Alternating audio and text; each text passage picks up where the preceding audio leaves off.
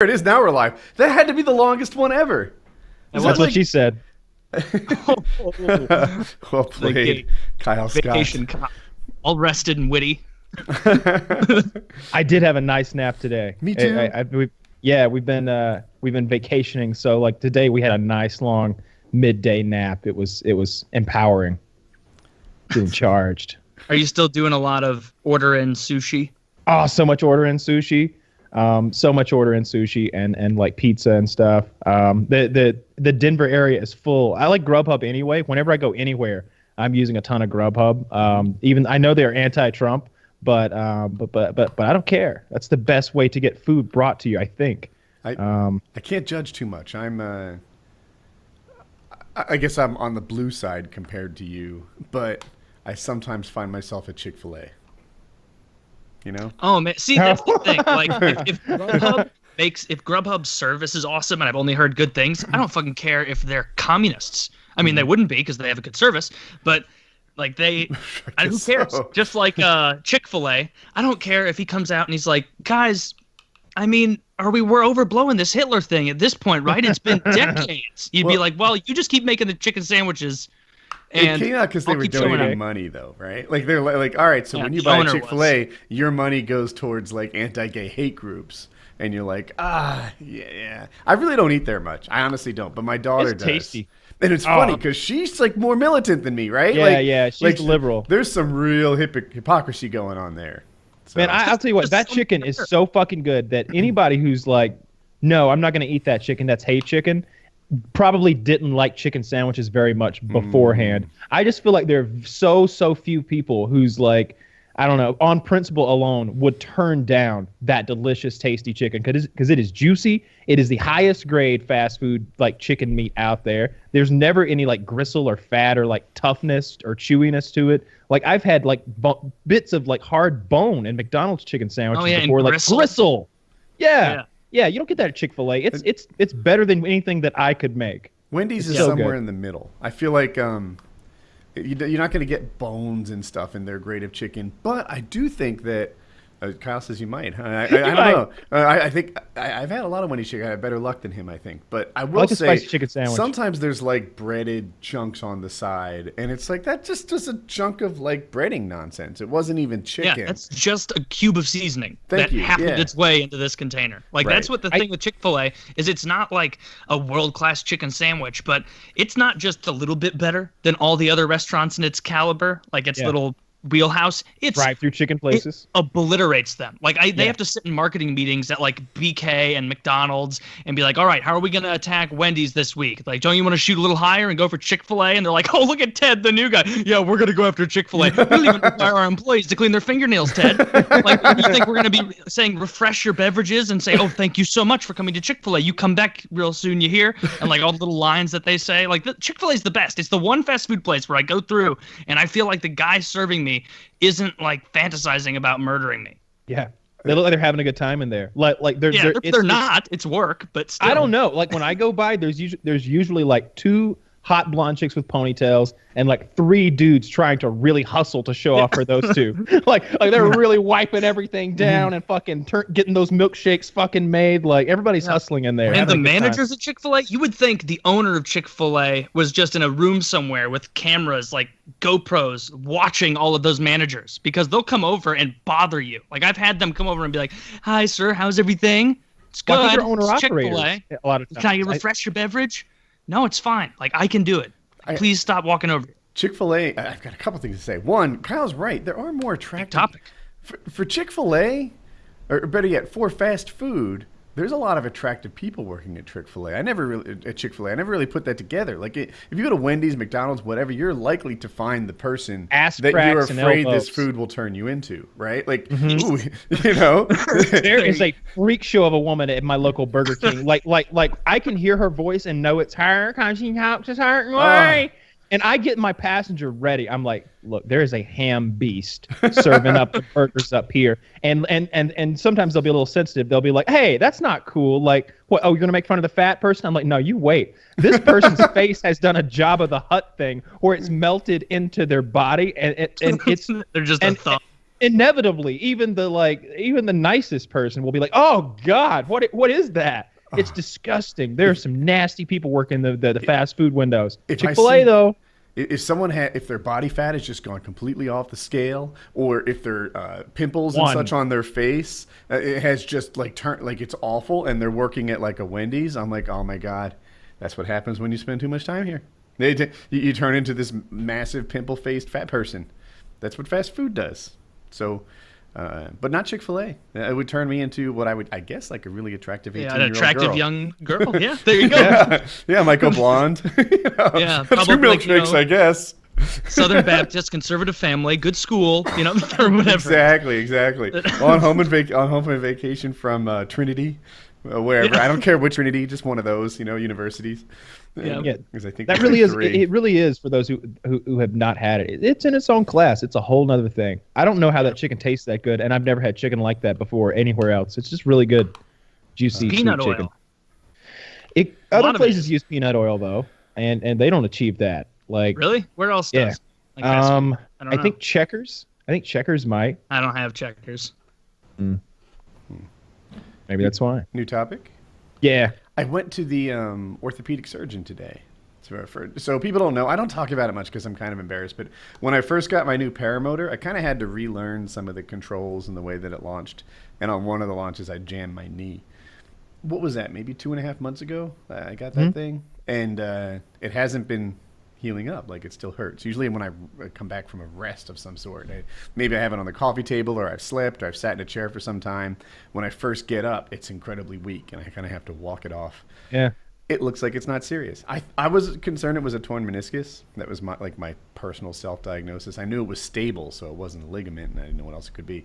Apparently, there's a fatty tissue lump behind your kneecap, whose job it is to sort of lubricate the movings down there, and it's likely that I damaged, scarred, whatever mine, and it's swollen and inflamed. And he hit it with a cortisone shot today, and that was. It wasn't bad at all, but I was very fearful. The needle was this long, and he doesn't just poke it and stab it. He's wiggling it around. Got to get in there. Yeah, because he's trying to insert a cortisone is a super strong Anti-inflammatory. and he's trying to put it in a bunch of different places. And Yeah. he's talking to stuff. me while he does it, I think, is a distraction method. But you want him focused? No, I'll pimp the guy. Dr. Martini at Cary Orthopedic is very good. I really, really like the guy. He fixed my right knee, and now that is my good knee. I had an ACL replacement there. I went there to get my hand worked on after it was broken, and he basically looked at it and said, if it was simpler, I might take it on, but you need to go to a hand specialist. And I appreciated that about him. I always watch doctors and stuff and see if they have a profit motive. And he was just like, nope, not this one. You go get that, go to that other guy. Whereas I've had some doctors that it's like asking your barber if you need a haircut. Hey, do you think I need this worked on? Fuck yeah, sit right here. I happen to do Honestly, that. I'd go somewhere else. I'm not great at this. Early onset Parkinson's. So yeah, I saw him today. I've got full confidence in this guy, and basically he said, look, this shot is almost definitely going to heal it. If it unheals in a month after it wears off, then we'll look at other ideas on how we can fix it permanently. But he's says 60% of the time, this will be the last thing I need to do. The other 40, we got a whole test, the last of which is surgery. I always wonder with doctors, like what you said with referring to a specialist, if it's kind of like that, they like that a little bit, almost like a customer service person, up to them and you ask them hey, I need to talk to a manager. Immediately in their head, they're like, whew, not my fucking problem. Yep. And then you just completely forget about it. Whereas if he just sees your fucked hand or something, he's like, oh, Jesus. Actually, I know a guy. He's real good at this. I feel like it's almost, My hand has it's weak. It's I can do this little thing in person where I show you the grip strength in the difference between my good hand and my bad. This hand is It's dull. It has no strength. There's nerve damage. You can hardly see the scar anymore. But here, there was nerve damage, and it was broken. And when I took it to Dr. Martini, because he's like my guy, he was like, nah. He was like, I do some hand surgery if it's vanilla, but you are Rocky Road, and he sent me on. So we went to a specialist. As a whole, though, that's good news that it's not more serious than you anticipated. Yeah, it's less serious than Dr. Woody had self-diagnosed, and I mentioned I was like, could it be this? Could it be that? And he was able to. I love this when a doctor is doesn't think you're an idiot like for having gone to Google and learned about different stuff. Instead he just like realistically discusses what you picked up, and two, he was able to provide sound arguments for his diagnosis compared to like And doctors have like a confidence that like I've heard this, like, if you're like at a dentist's office or you're getting your braces on, oh my God, my fucking orthodontist did this nonstop, where they'd say, oh, you broke a bunch of brackets off. It's like, well, sorry, like I didn't mean to, I didn't maliciously do it. And they go, what the problem is you're doing this, that, and the other. And I'm like, well, I actually looked up online and it said that I should be able to eat Chips Ahoy cookies just fine. And he's like, well, that's just ridiculous. And then they give you a little like a parental lecture with like, I can also tell you haven't been flossing. I can tell you haven't been doing this and that. With real doctors, they're not compensating for shit. So if you go in there and they're like, yeah, you have pneumonia. They're like, honestly, though, I Googled it and it said I could handle this with a little bit of sunshine and some Sunny D. The doctor's going to be like, yeah, good fucking luck. I got other people to deal with. See you later. Like, have fun with your Sunny D elixir and come back when you're maybe not dead next week. I don't know. It's like a difference in confidence with a doctor and like an orthodontist dentist. Or like the dentist, they feel like they got to tell you, like lecture you. I like it. Like if I say, look, I've got this lesion on my shoulder or something. I looked at it. It looks exactly like this. What do we got here? And if they're able to confidently be like, all right, yep. I can see why your Google search turned that up, but that also presents with these three other things that you're lacking. And like, I love a doctor who's not like afraid to be challenged. Challenging makes me sound like a dick, but I just want them to be like confident and competent. And I'm not confident enough to question a doctor. Like I would never go into a mechanics and be like, maybe it's just the gas itself. That's the problem. Maybe it's a bad tank. They'd be like, what the fuck is wrong with you? Could the tank have went bad and now all my gas is bad? And that I've been driven in like, I hear that. Yeah. I always one do bad apple both of spoils those the bunch. things. Yeah, I provide like if I can't fix it myself, I provide like a sample diagnosis on both cars and body. I'm afraid it's this. Hell, I went in there a bit afraid it was cancer. I just like, I know you wouldn't think it was cancer because it happened with a jammed knee, right? So that's not a cancer symptom, right? But really, my brother's knee was just bugging him and not healing and kind of like just not getting better before he went to a doctor and found out he had bone cancer. And I'm like, fuck, like I hope that's not it. Jesus. But How long ago was that? If that's not too personal. I'm going to call it 12 years ago, 15 years ago. Oh, okay. So it was a while ago, yeah. But then it apparently one of the things that chemo can give you is more cancer. So, It's again. So he actually had a second cancer, lung cancer, from the chemo. Like how cancer spreads and goes somewhere else? Mm-hmm. That wasn't his symptom. The chemo gave him cancer. And he had to deal with that all over again. We're like the U.S. with those little like shitty ISIS groups in the Middle East where we like build one up like, you're the cancer for us now. Take care of that other cancer. And then that cancer gets out of control and you're like, oh, fuck, we got to make some new cancer. Because these guys get real out of control. Oncologists, they just look at U.S. foreign policy for ideas. Get Hillary and Barry on the phone. Figure out this. Obama... what is it called? Commune a sentence today, but commuted. Yeah, but I guess he commuted Chelsea Manning's sentence. How much of it? They said most, but like from now forwards. I think what it meant is that she served 7 years, and now she's done. Cool. Oh, so it's like time served. Like you're out. Yeah, he's like, my term's over. You're safe. And apparently, she was doing really bad. She had 2 failed suicide attempts. And I'm not. Really? Did Chelsea Manning start off as a girl or a boy? No, it's Bradley Manning, the guy who leaked the information to Julian Assange, like in 2010, and then Assange dumped all that information. So yeah, okay. Bradley Manning. So there's a transgender thing going on now. Bradley needs to become Chelsea, and apparently, I guess the military is somehow obligated to fix this, but they have very little experience in this kind of surgery. Like there aren't.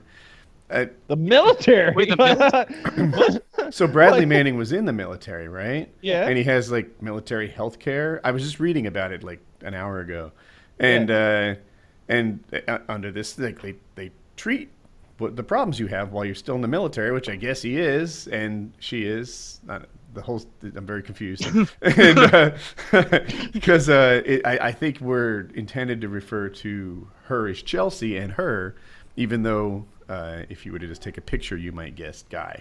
And so anyway, anyway, somehow there's an additional complication in that she wants to get a surgery.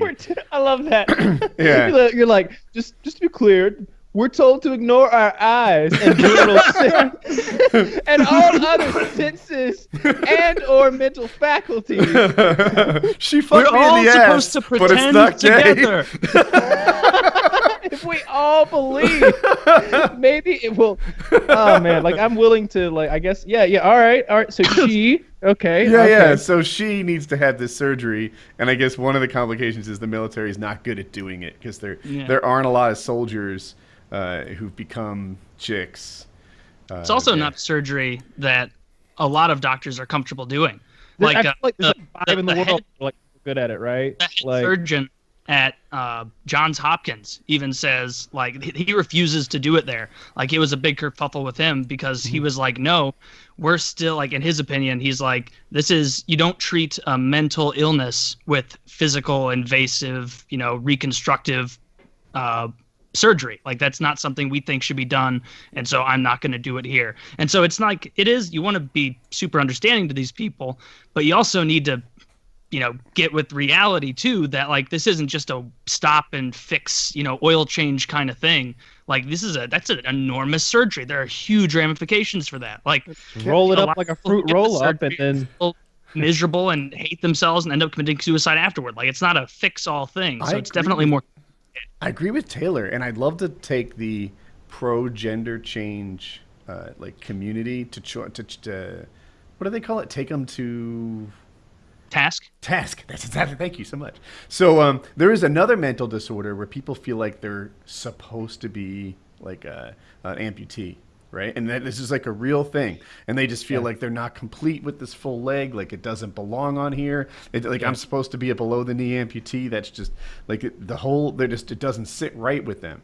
And they have that compulsion to remove it in the same way that, like, if you've ever gotten a splinter or a foreign body inside of you. It's a strong compulsion to like get it out. You're like I'm normally squeamish, but I'm going to start cutting.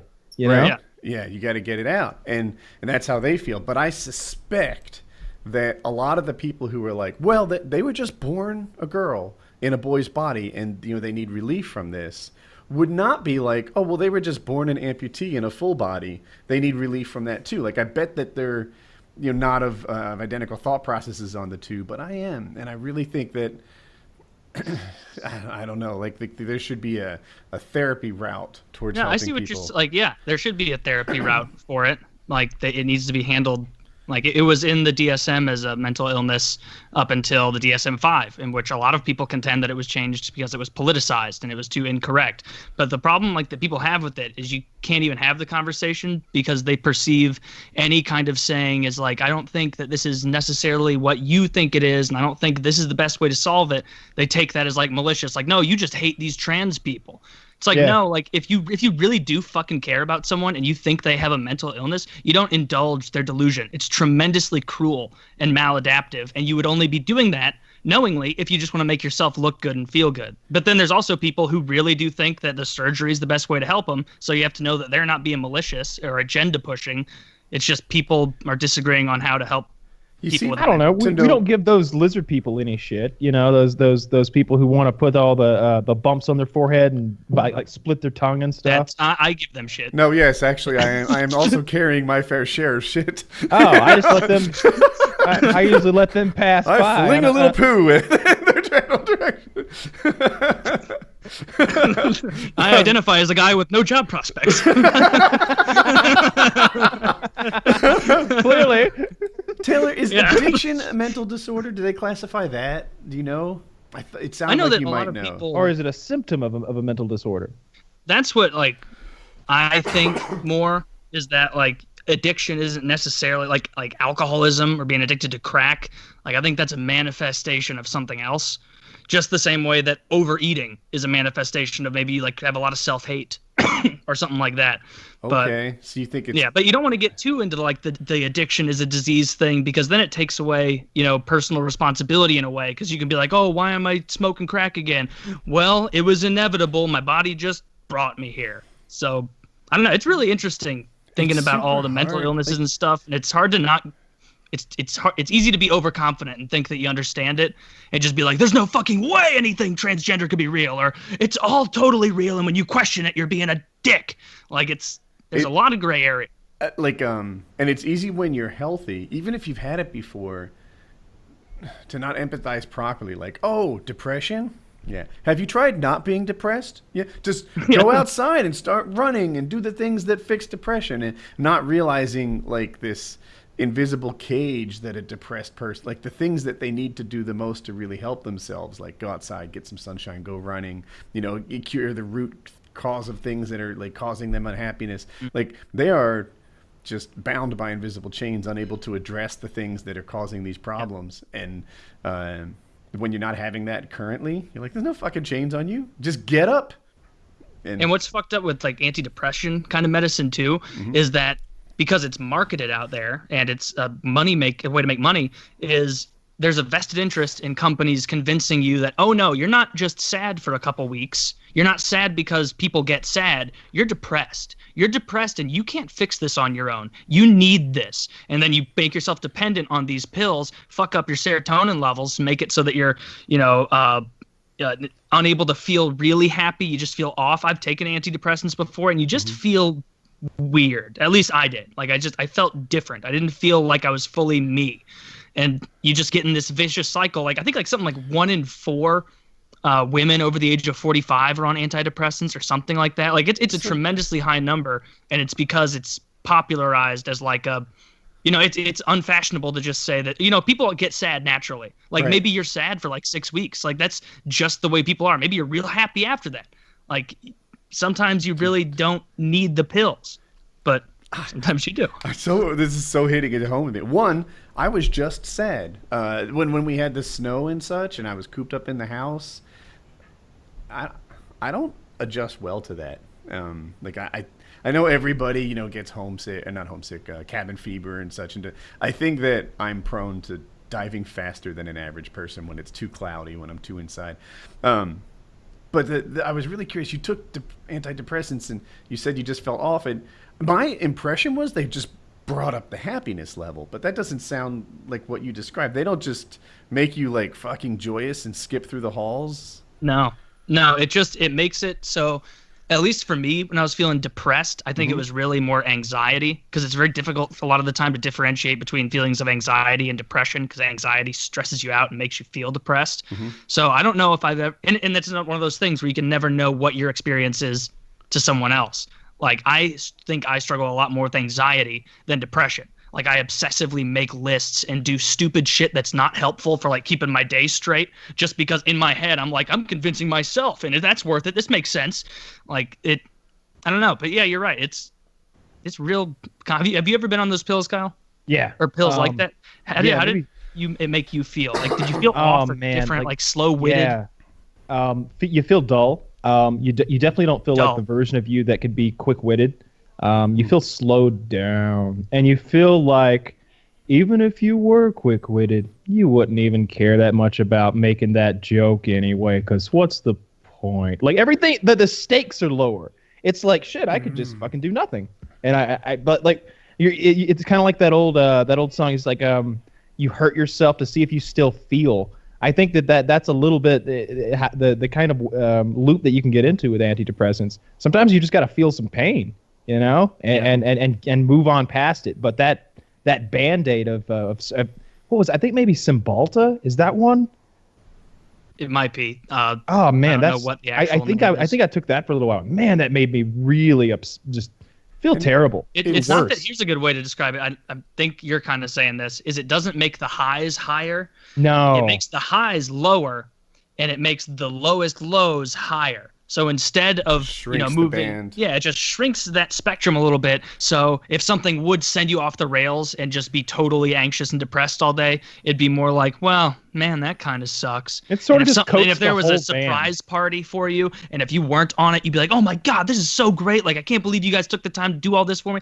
If they did that for you and you're on antidepressants, it's like, well, this is really nice of everyone. I mean, it's going to be over in a couple hours because that's life and it's just a party, you know. But it'll be good while it lasts, I suppose. It can't be worse than not doing it. Like, it's just like, I don't know. It's rough.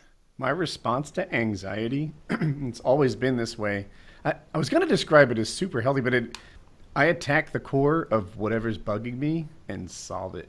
And like, I've always been that way. My wife would be like, like, I can see you're all wound up over this, and like, why don't you just take a break? No. I will work 20 hours a day until the root cause of this is solved. Do we need money? Is this project behind? Are people unhappy about something? Like if I'm getting anxious over that, I am driven to solve the thing that's causing me this discomfort. Yeah, anxiety is very different than depression. I think like I've taken anti-anxiety pills, and I feel like they're almost performance enhancing. Like if you were going to have to go up on a stage and perform, I feel like an anti-anxiety medication wouldn't take your edge away. What medication? Or do you remember? I don't know, maybe Klonopins or something like that. Oh, okay, yeah. If that's okay, that's a different tier of I coughed. Can you antidepressants. give the name again? Klonopin? Okay, I don't know it. So like a Prozac is an SSRI, a selective serotonin reuptake inhibitor, and it's just like a run-of-the-mill, quote-unquote, antidepressant that makes you feel like I described, where the lows are higher and the highs are like lower. And that's like the one that people get, to where you get off that pill and then you go back to being depressed, and then you're, I'm getting back on the pill, and then you start to feel better and you get off it again, and it's just a vicious cycle. Klonopin, what Kyle's describing, is a benzodiazepine, and so that's a muscle relaxer that kind of makes you feel like you just took an opiate as well. They use it for some people, like if you're an alcoholic, they can use that to help prevent seizures, or if you're someone who, I don't know, really wants to fucking sleep on that plane, you could take one of those. But yeah, I've never taken something like that, but from what I've heard, it's just it's like a Xanax. My dream pill is much more faster acting, right? Because I haven't had a lasting depression like since I moved from New Jersey, like a real long time. But I have had moments of depression, and I'd like to be just like my wife. Like, you know what? Like, you're just prickly today. Like, you're not happy. Be like, you know what? You're right. Just like when I have a headache, I pop an Advil. When I have a sadness, I want to pop an anti-sadness. Give me I just need like a 36-hour upper. Can we do that? I think I for might you, just because use you upper, live, but I think because you're so straight edge with like even coffee being like a special treat for you, that like B12 would do the trick. Like, that's all you need. Like 5 hour energy. Here's what I would like if you want to get crazy with it, then like get some B12 and inject yourself, because it's a real simple injection. You just put it in your butt and do it like you would. It's not the sort of thing that you need a nurse there for. It's one of those intermuscular. I don't start off with injectables, Kyle. I need to escalate into them. No, really? Yeah. I honestly wouldn't. I even be swear, it's like comfortable you're using like, it Taylor's myself. not take some signing off on this. B12, put it in a Dang. spoon with a lighter. Yeah, you gotta boil it first. You gotta boil it. Boil That it. way it's pure. You want it when it's hot. Yeah, and you'll save money on needles because you can reuse it. But B12 is like a little happy. It's happiness. You think like I could take like one of a those. supplement is definitely great, but I've had B12 injections before, and it was just like, whoa, all right, yeah, man, I feel like energized and I perked wonder- up and like ready to go right this second. Could like, it have been thanks for that. psychosomatic at all? Like, if they had given you a sugar injection, would you have been like, hot damn? I could Oh, taste kill it. ya. I could taste it, and she shot it in my butt. You know, with a Was the hypodermic taste needle. okay? It was just there was just a It tastes a you can- little bit of feces.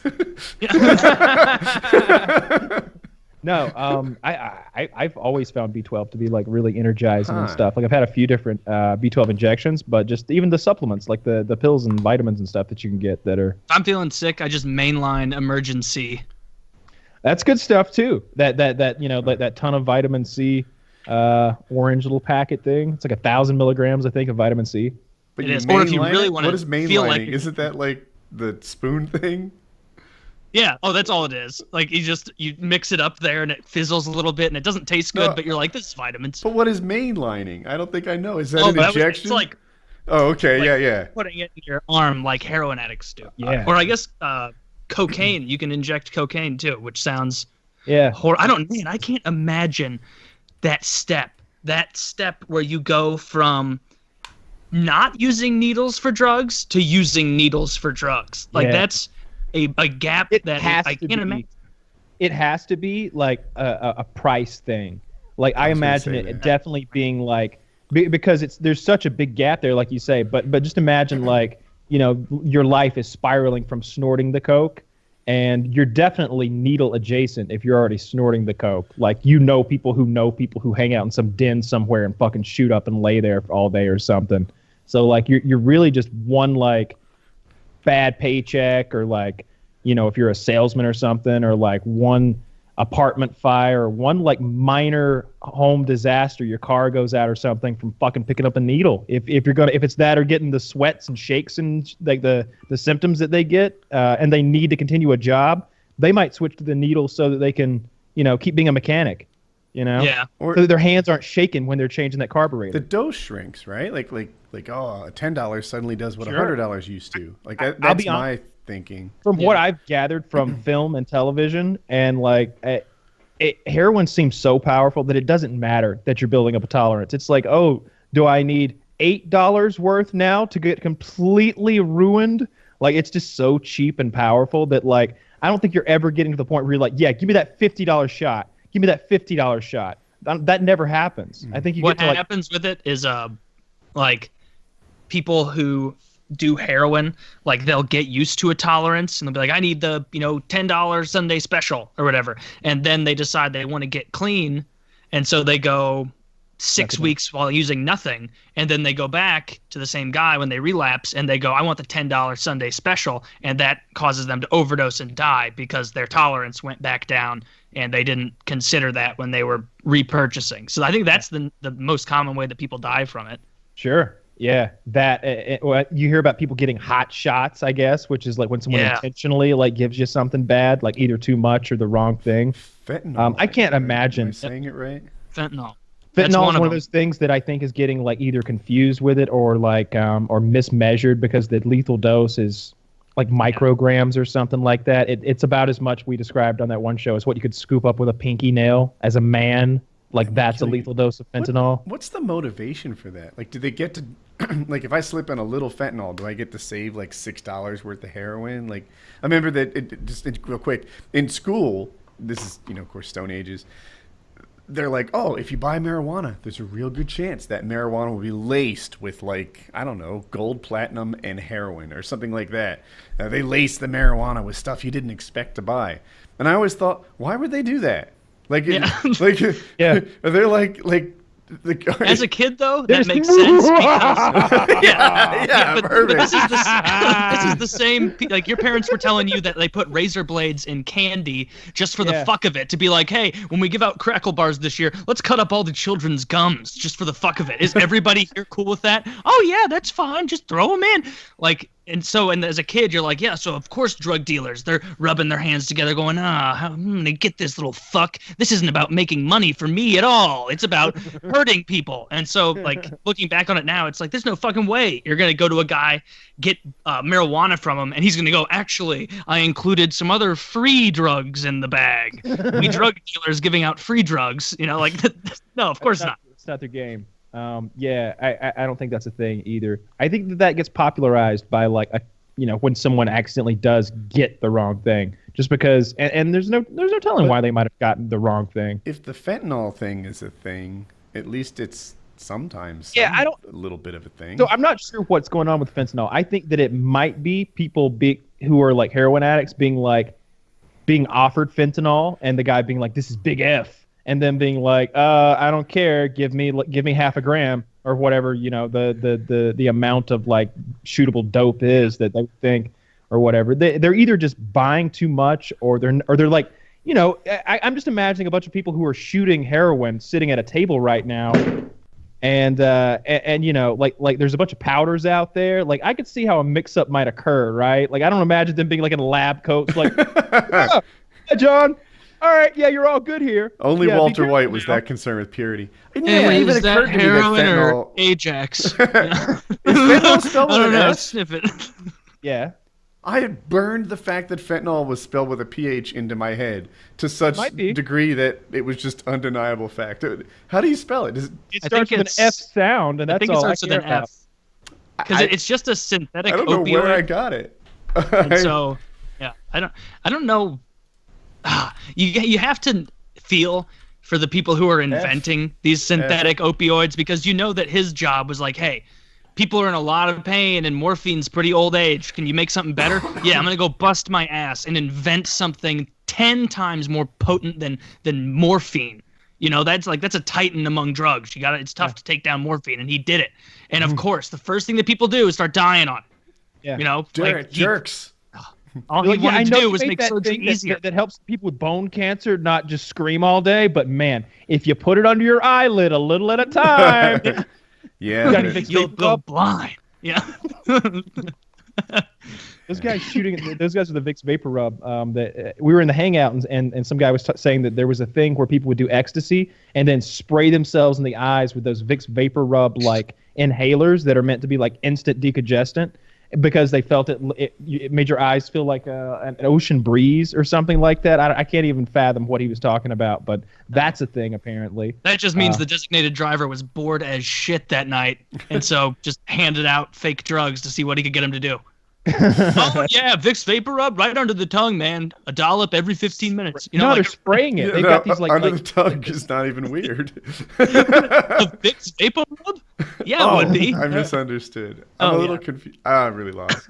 me and Chiz went to Star Wars last night, and I gotta say, I really didn't care for it. I didn't like it at all. I thought it was just okay at best.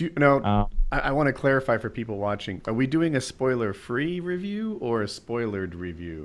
I guess we could do a spoiler-free review. If we do a spoilered review, it should definitely be on PKN, not PKA. Yeah, Right, I don't know if Taylor has even I think seen the movie or I not. don't give a shit. I haven't even Yeah, seen he the doesn't last watch- one. Spoil Yeah, the whole he's thing. never seen one. I'm not going to I spoil like anything. that about Taylor. But It's like, fucking Star Wars? Fuck Star Wars. It's too close to superhero, and superhero is also shit. Show me 3 minutes of that Star Wars movie, and I'll spoil the ending. there was Actually- a lot of stuff that I thought was lame. It's a prequel, so you already know. Like, okay, Taylor. Yeah. They go in and they're trying to get the plans on how to attack the Death Star. Do you think they make it? You think it works out? It does pan out in the end. They do More or manage less. to. Yeah. So what? Or have you seen it? You have seen the new one? I Yeah. loved it. I'm on the other end of the spectrum. I want to All right, so- debate then. Yeah, so I just thought the space battles were kind of lame. There was that one like, I've got an idea. Get me a Hammerhead Corvette. Like when he had that cool space battle idea that really turned the tide of everything. That was cool. But man, it seemed like there was a lot of just sitting around, not really developing characters, and also not really doing anything cool. We didn't see a lightsaber until like the last 5 minutes of the movie. And I know that it's not a movie about Jedis. I know what this is about, but I'd like to have seen a lightsaber before then.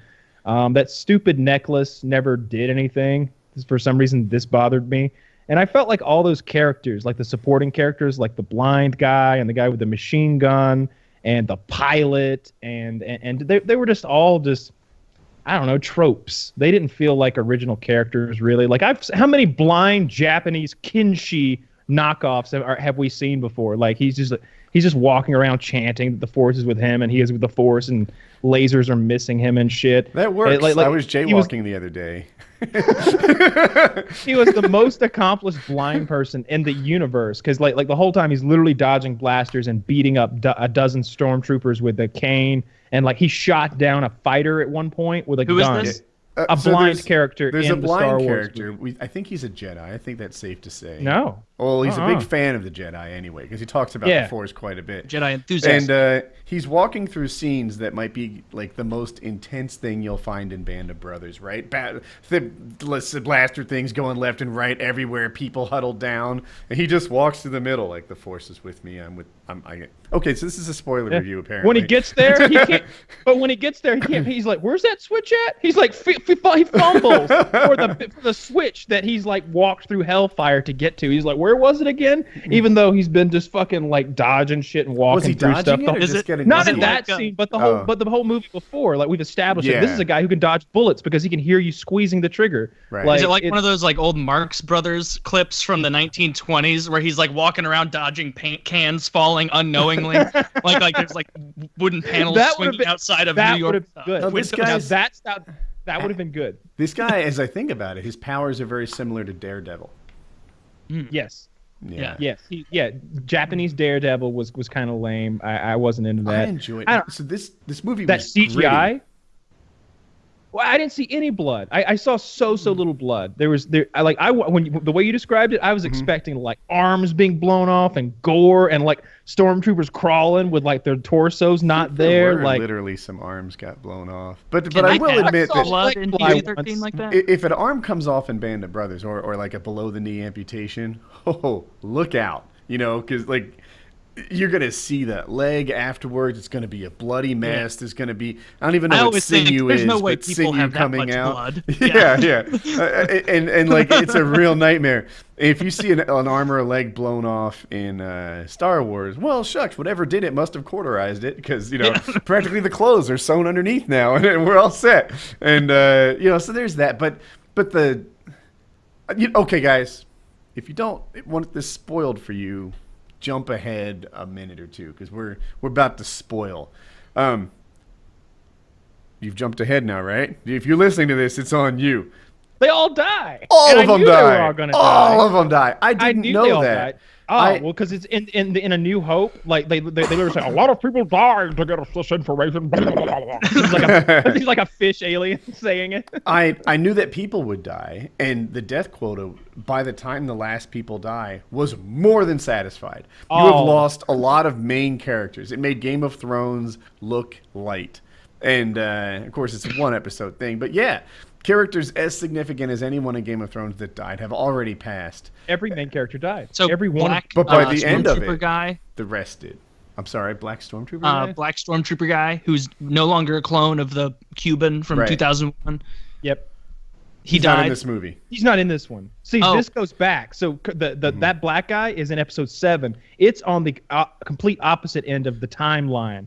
It's the movie we just watched is the very very like beginning. It's god damn it. I It's hate when actually they've done between that. It makes 3 it and so 4. confusing to explain. It's right in the middle Of really. 3 and 4, yeah. It's Yeah. So episode 4 is the one with the first Death Star, right? And where Yeah, Luke shoots it in the exhaust port, and way to go, kid! The 1 in a million shot.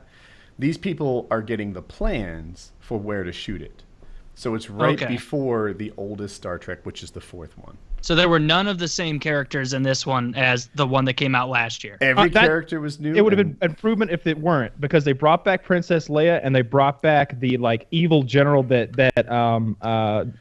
Lord Vader like does the air choke on at one point Someone in the told original me series. I was wrong about that because I also I'm- described him as that guy. You He might was be- in the room at the very least. He was in. like, That's what they I- told me, that he was in the room, but he wasn't the actual choke victim. Yeah, because Okay, the same well, that that's actor has to be. He's probably Dead. he has to have been dead for 30 years. At this point, Yeah, right? so they brought him back with CGI, and Chiz and I both agreed it looked like Mass Effect CGI when they brought this guy back. I have seen better human CGI, and like go to Tron Legacy with Jeff Bridges. Okay. Jeff Bridges, young Jeff Bridges, like they de-age him. Right. Or go to this last Marvel movie where they de-age Robert Downey Jr. and you've got like fucking early 80s like Downey Cocaine. Jr. there.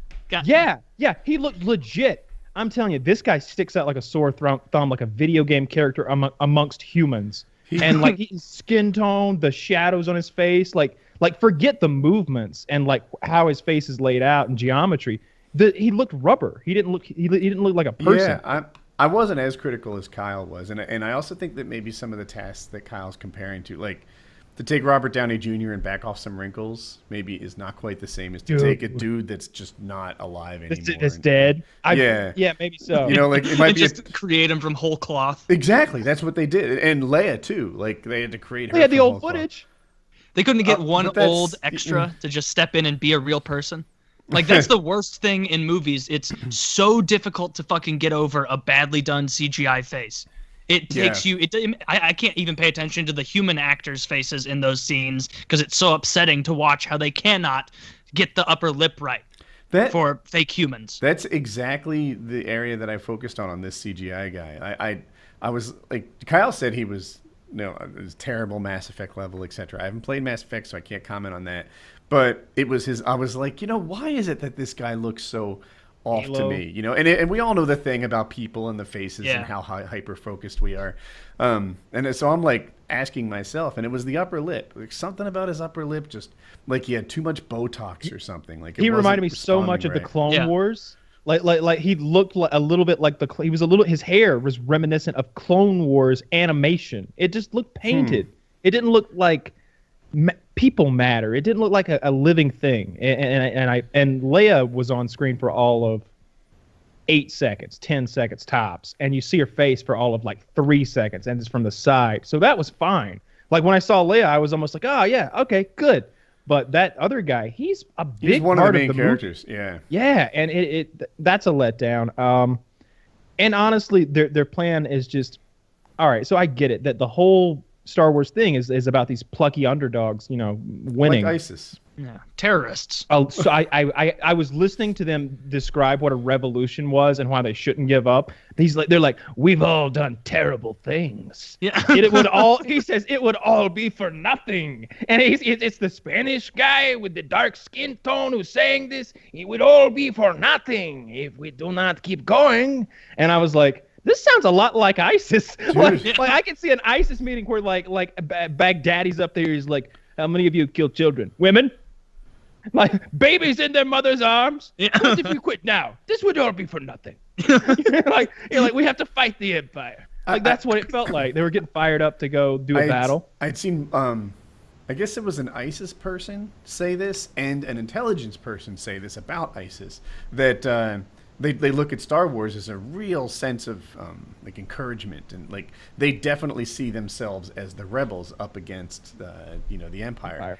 What did the Empire do that was so terrible in the beginning? Like I really don't know. What were they just like mining the Wookiee planet or so something? it's a pretty complicated. It's a real long nerdy answer that I'll probably butcher. But basically, it turned out that like the leader of the Sith, like the anti-Jedi, like the main uber bad guy, manipulated intergalactic politics in a way that would create a lot of strife. He created trade wars and things like that, and that allowed this moment of time where he could seize power. He comes before the Senate like, I don't want this power. I don't want it. He manipulates people so that they will offer it to him.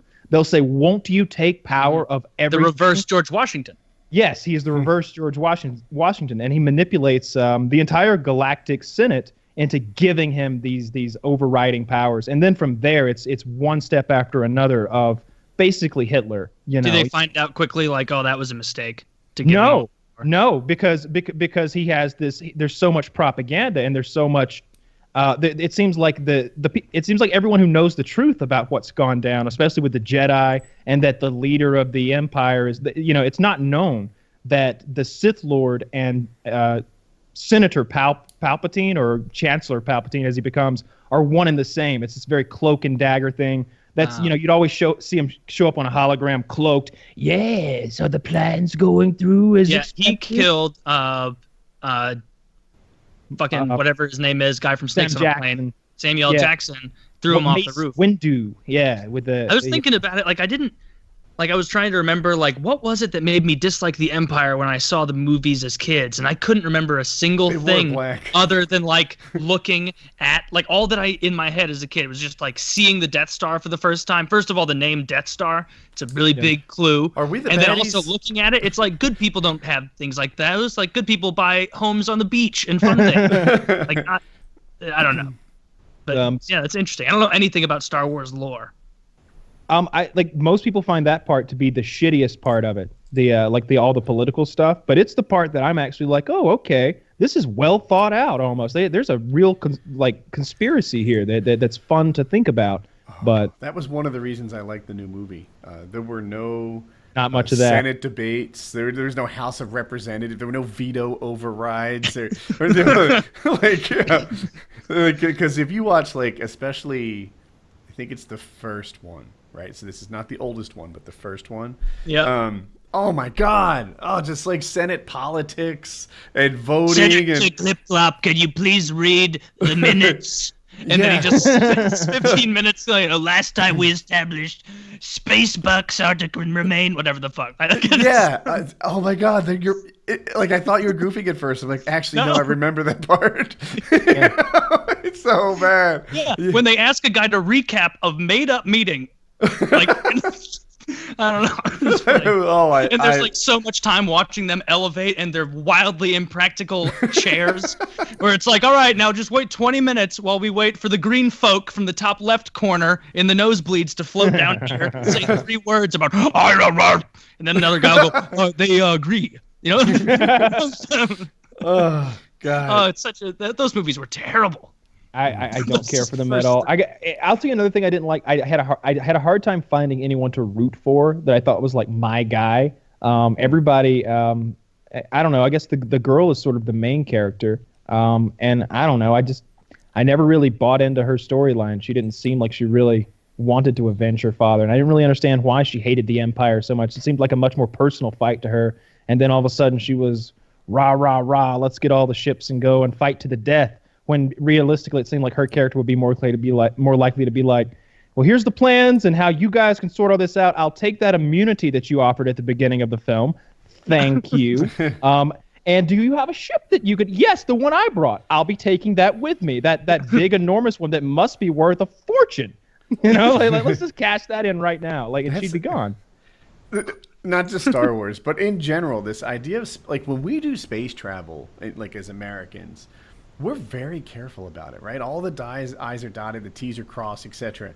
When Firefly goes into space, or when Star Wars people go into space, they seem real casual about this thing. Yeah, you know? there's sometimes where They're he's like, I haven't done the defying the calculations. universe. And the guy's like, let me do them for you.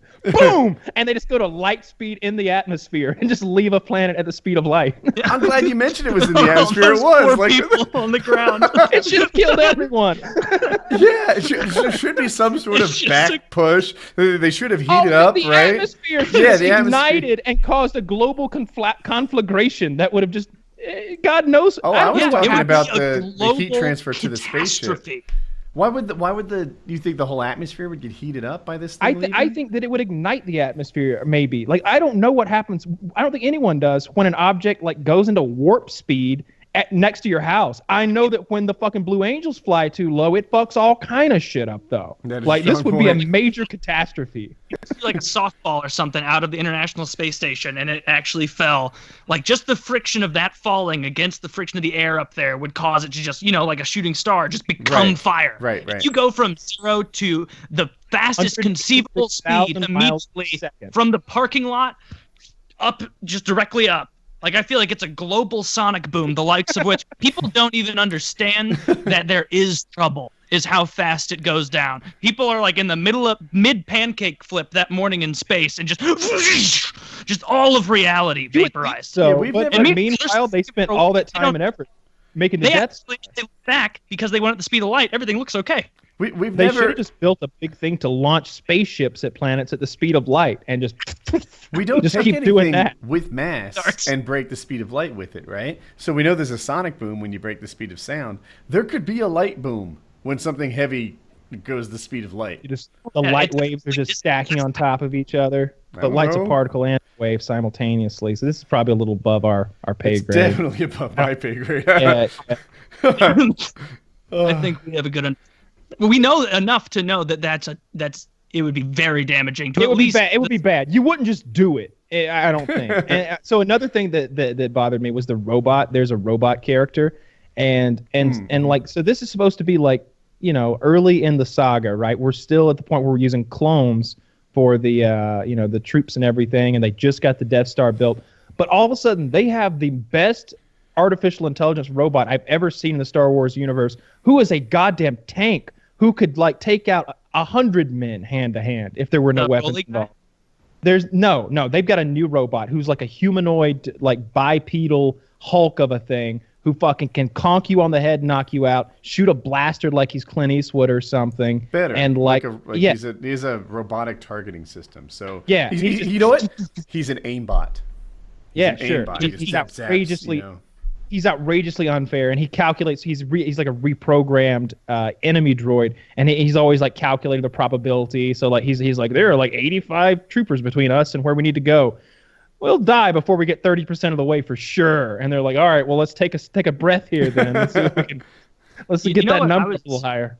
I was thinking about with, like, the Empire could have saved so much time and effort in taking down the Jedis if instead of those bullshit rifles, they just gave everybody a laser shotgun. And it shoots, instead of one thing, it just shoots 4.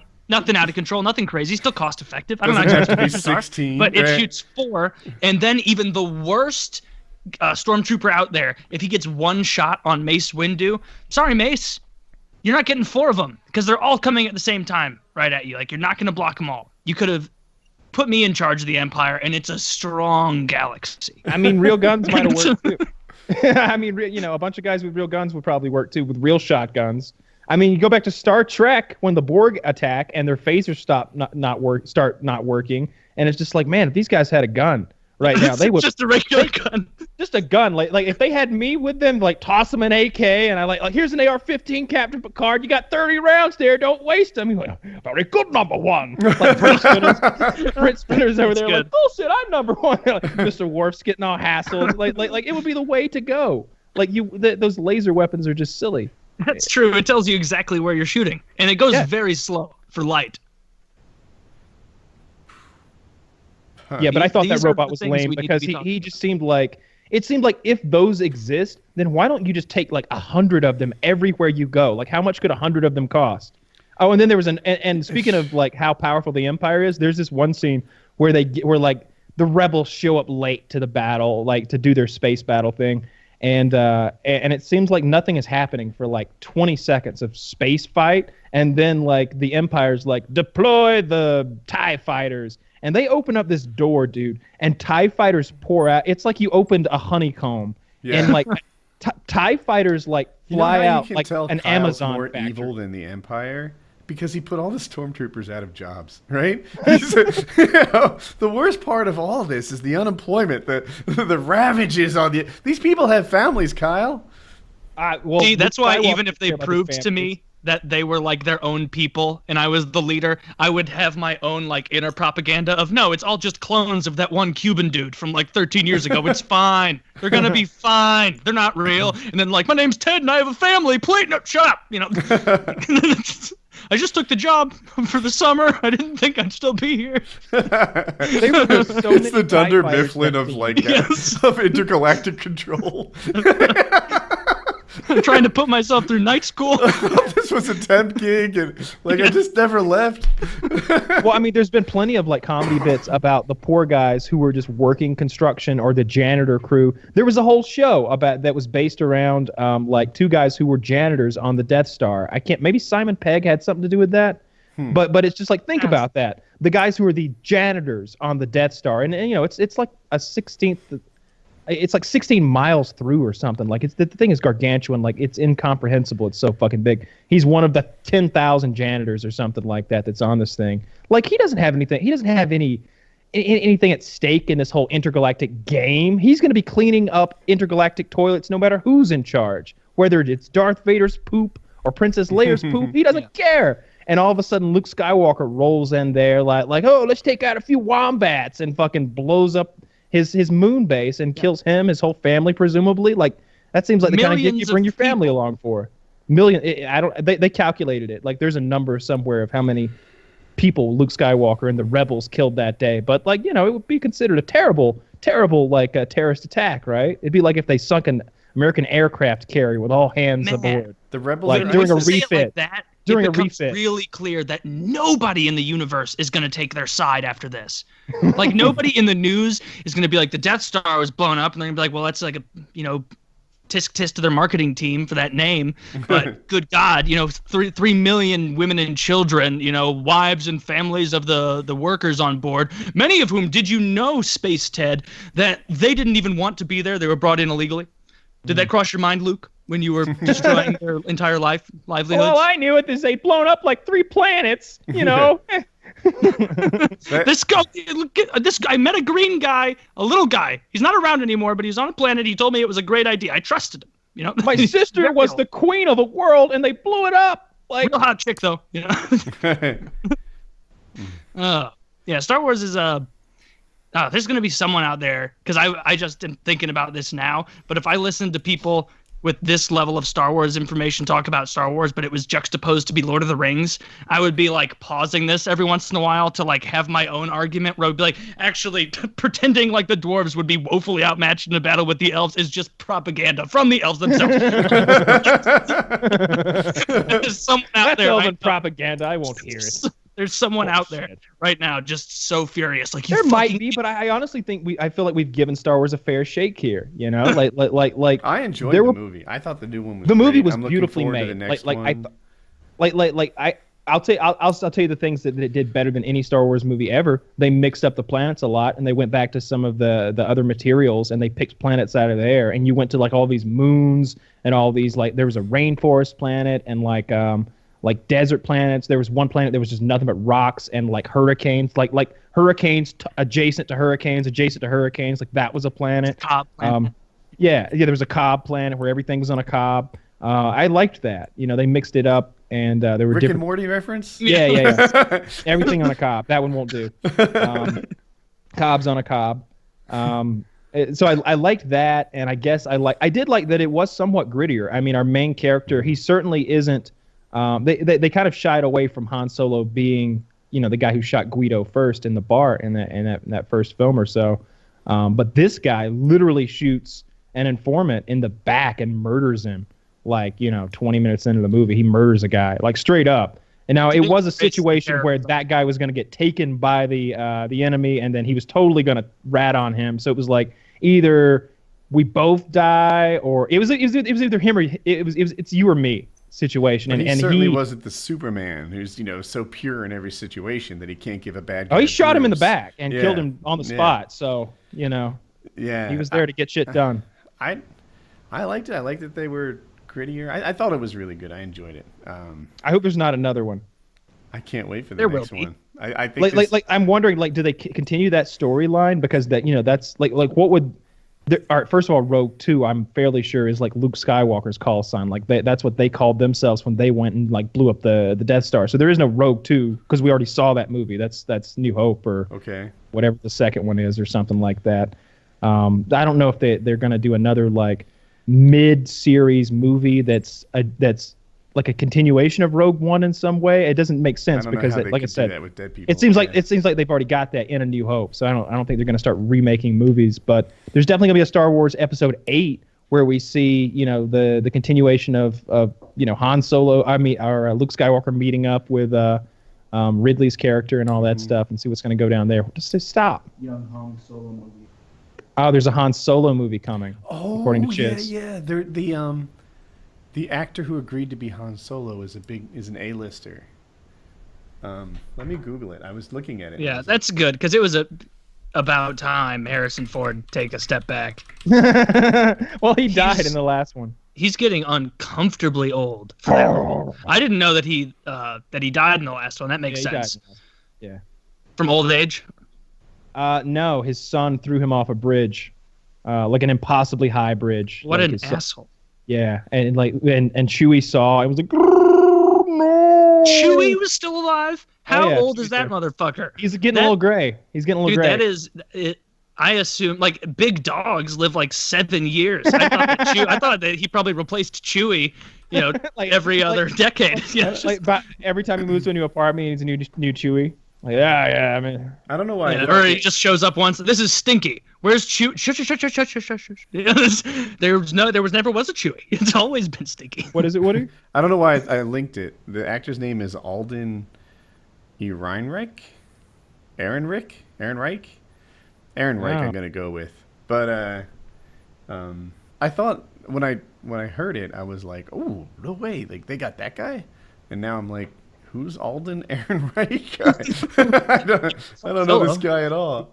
Yeah. I would rather them pick Dean from like Supernatural, get that guy to play him or somebody like that. Anybody. I don't know who Alden Elderdrick or whatever that guy's name is.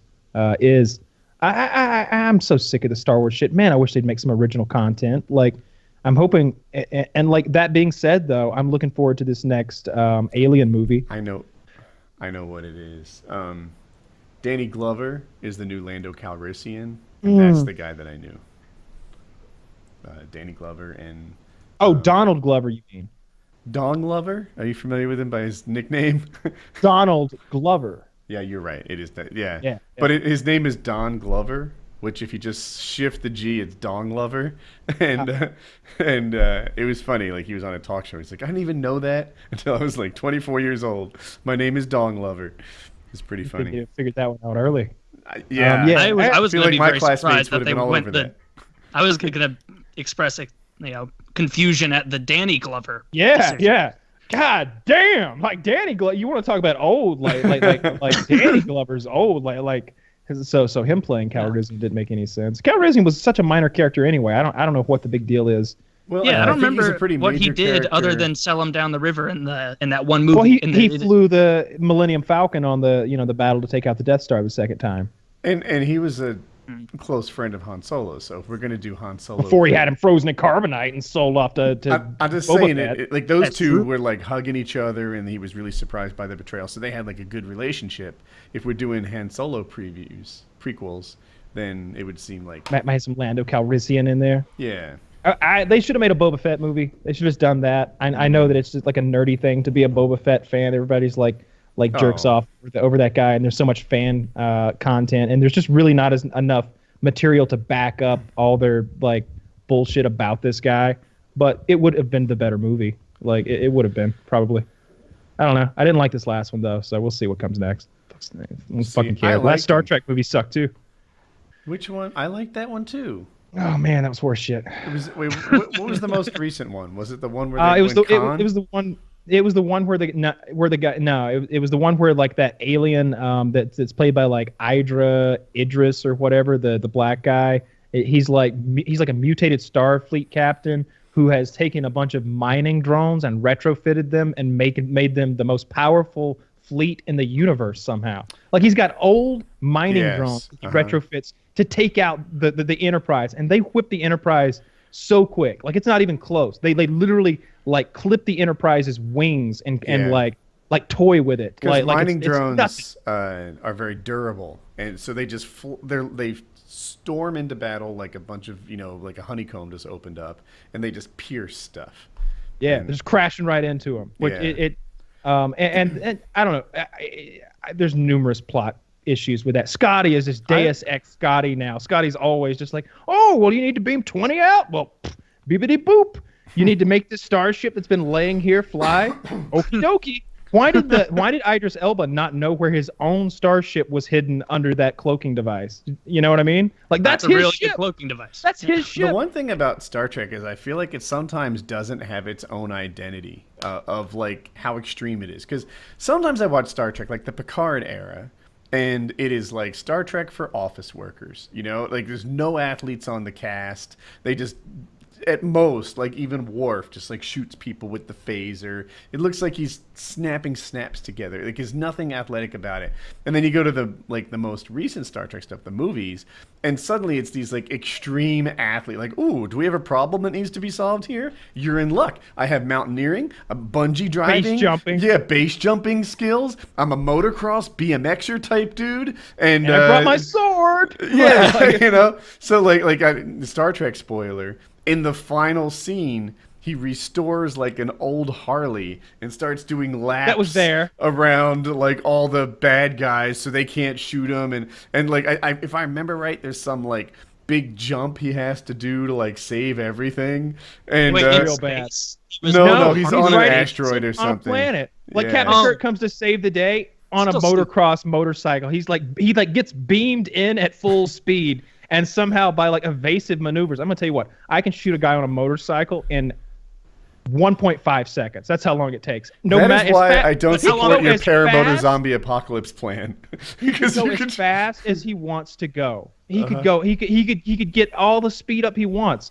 It's not gonna matter. I can shoot I can shoot a disc the size of my hand going 60 Right. miles an hour. You're fucked, dude, on I've a motorcycle. seen Kyle hit skeet, and a motorcyclist would have no chance. As a matter of fact, if Kyle and I were to shoot competitive skeet shooting against each other, am I saying skeet wrong? Did I just accuse him of masturbating? No, okay. I've seen Kyle skeet, and let me tell you, no, he would probably double or quadruple my score if we went against each other. Well, I'd kill and Captain I Kirk. would That's take all that out the matters. motorcyclist. I would take him out. Oh, I see where you're Oh going. yeah. I could kill kill him a too. motorcycle. We'd all kill Imagine Captain Kirk. this isn't even. This is thousands of years of difference, right? In Nah. technology and shit between a Harley Davidson and spacecraft, right?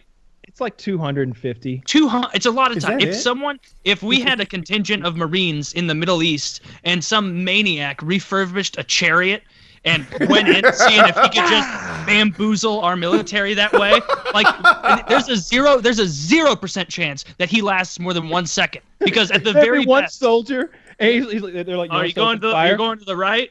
No, I can still shoot you. I can shoot you you going to the left? I can shoot you anytime. I don't have to move as fast as you. I'm just aiming. It's angles. You don't even have to go to current. Like if that happened in the 1940s or the 1920s, they'd still get them. You know, Yes. I don't think a chariot would do that well in the Revolutionary War. Chariots weren't great when they used chariots. That's why they upgraded as soon as possible. Some guy with a God, bow we and need to arrow find a is way to like move the around tech faster, years. but it's just so goddamn dangerous to strap two horses to this wagon and hope for the best. We gotta invent gas, you know?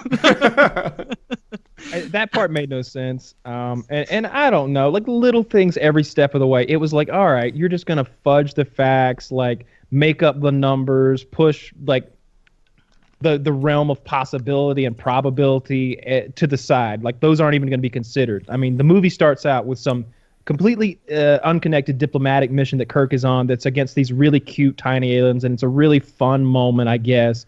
And in that moment, he acquires this, what do they call it, a curmuffin or something, and he acquires the device, right? The cube, the hyper sphere, or whatever the bullshit thing is that everybody wants. And so immediately he runs into the alien guy who needs it real bad. He's like, oh yeah, that's the other half to this, and like a chunk. Like that was just kind of, I mean, if it had been if he had acquired that piece in the very first reboot movie, and like they waited till now to be like, oh yeah, remember that thing that we got way back when? It applies now. And it was also low stakes, right? Like what were the stakes of this movie? A failure. I mean, I guess the ship dies. That's about it. Die, like, right? Don't the Federation eventually take out the like mutated alien and his rogue group of miners? Like do we have to get the Klingons involved to beat them? It really took Kirk to figure out just the right rock song. Yeah, that's how they beat them. By the way, they played fucking the Beastie Boys over the radio, and that's how they destroyed the drones. And I shit you not. Do is you just go 500 years in the future from the point of the mining machine. You get an uber, advanced Zamboni or whatever the fuck snowplow, Taylor, did and then you come process back and that? magic win. Captain Kirk figures out that if he plays the Beastie Boys on the radio, all the mining ships explode. Like that. Yeah, that's how we win at the end. Like, That's a and there's stroke this luck. scene where it's like, there's this scene where the Enterprise is just flying like, don't give a shit mode. It's not the Enterprise; they've recovered another ship, but they're flying their shit like don't give a shit mode into the drones while shooting all their lasers, but playing "Can't Stand It" as loud as the fucking Is that Enterprise it or speakers. will play. Sabotage, right? Am I crazy? Well, that's maybe I'm thinking it's the same song. I Is don't know it? what the title of the song. They're screaming "Can't Stand It" like, or they're screaming "Sabotage." There's like the only two words of the song. I It's think. like, da-da-da-da-da, to sabotage. Stand it. Oh, Yeah, you're yeah, right. there's- You're right. I Yeah. probably have the song wrong, but yeah, it's anyway. You know what? It's silly. It's silly. I get that. I get that it's like some Sean White of the future. He's the Carrot Top snowboarder dude, and like he's solving all the problems through fancy footwork and bungee jumping and base diving. But I was watching that movie and I'm just like, yeah, can't stand it. You know, I was just like I loved it. I know it. Like, look, I enjoyed the movie. It was a popcorn movie, and I was guess down to like it popcorn. too, but I and just was want all more about from it. Star Trek. I want them to do more with that. Like if you want to make some like silly thing where like we don't care what about the numbers and the science, and if it all adds up in the end, then you could just do another Avatar type movie, something like that, where just throw the rules to the wind and do whatever you want. Make blue aliens and we can move our souls inside of them or whatever that movie's about. But I don't know. Star Trek's supposed to be about scientists flying through the space, like getting shit done. And like not being racist or sexist or any of that stuff. That's Like literally what it everything you is. said is right, but I really like the movie, man. Can't Yeah. stand it. Like this fucking don't give a fuck. They mode. can still play the Beastie Yeah. Boys. They just have to do their math first. They- That's all. Yeah, like in the final scene, there's something fucked up about gravity, so the problems are solved with base jumping skills. Dude, and I'm honestly, like, it would never see. That's the unbelievable thing is that a good song would never be the one that you needed. Any song would have worked. Like it would. That was the You know what? You know what song would actually destroy all of those ships? Is he'd have to hit it, and then you'd go like rah rah rah ah ah rah rah rah ma ma, and he's like, all right, I'm sorry, we have to play this as loud as galactically possible for the next hour and a half. I'm sorry, everyone, but it's the only way to survive. You don't get 3 minutes of Beastie Boys to rock out and then just celebrate. That's bullshit. Like. you know, I found out the lyrics to that song in who sings that? Lady Gaga. She goes in what's it called? Carpool karaoke. She's like, it's romance, and that's what she's saying, like rah rah rah rah rah rah something rah rah rah romance. She's just stylizing the word romance. I'd say over stylizing it. One might agree with that, yeah. I'm a big fan. But I like just to it. say I Star like Trek Lady was Gaga. awesome. I feel like watching it right now. I want to go YouTube the like final scene at the very least. On And- Netflix? Yeah, you enjoy Is it on Netflix? I don't know. I I don't don't want know. see, but No, it's it not on came out Netflix. like The new Captain America's on Netflix. Winter Soldier, not Winter Soldier, but the newest one, Civil War. Civil War's on there. Is that a Captain America film? That's Avengers. Am I crazy? I think it's wasn't it Captain America Civil War? Yeah, it's Captain America Civil War. Okay. So then there should be an At Avengers this point, soon. does it even matter how they brand it or what they call it? You know, Not that one in particular. Yeah. not that one in particular. Yeah. Although the Hulk's not there and Thor's out of the picture. good. Thor's not Thor there? was obnoxious. Yeah, they're like, they left the god and the guy who's indestructible out because it's not fair. Yeah. Well, I don't know. I don't even know how powerful Thor is. He seemed like he was kind of even with Iron Man when they fought each other. He's a god, you know. I mean, at the end of the fight, you know, no matter, eventually Tony Stark's suit's not going to work, and Thor's just going to have plenty more lightning hammer to go because he's a god. I think Thor wins that one every time, right? Yeah. There's a YouTube channel that does More of a those. Christian. He's got the worst voice, though. He's like, if Thor actually combated the Hulk, he would find that the Hulk's uncontainable rage would give him a disproportionate advantage over his Mythlorian battle tactics and his magical abilities. It just wouldn't stack up. I saw the movie Passengers recently, and I go to this nice movie theater. There's like electronic reclining seats and like table trays and stuff. We had that last night. It's very nice. Yeah, I'm a huge fan. I just tend to go there. So I sat next to this guy, and I swear to God, spitting image of the comic book guy from The Simpsons. And I didn't realize it, but when I put my arm down, he had this like leather fedora or something that had like taken over both armrests that he had to scooch over. He like crumpled it. Well, it just shifted a little bit and like made me because it's dark. And dude, I guess I had just never seen a cartoon character in real life. That's really the beginning and end of the story. Fair enough. Every so often, like he'd not like something in the movie, and he'd like, rah, he just like sort of Take grumble in a way, like Homer Simpson's wife, like Marge, like rah, yeah. Oh my What God. movie was it? Passengers. Oh, Yeah, okay. it got bad reviews, but I enjoyed that movie too. I thought it was good. I do not have high expectations. I'm gonna let that one come on out. Huh. The reviews just not looking too good, and I just don't know about the premise. And I've had about a little bit too much J-Lao. Oh, speaking of the man, that Joe Lozon fight was crazy. Like I couldn't believe that Is he our at the end. guest this week? Yeah, I think so. Yeah, so think I guess so. we I'm can, not we can sure. save talking about that till then. But like, wow, that was a crazy decision. Couldn't believe that. Although I will say, that fucking BJ Penn fight went exactly the way that I thought it was going to go. Like it was when they win? end.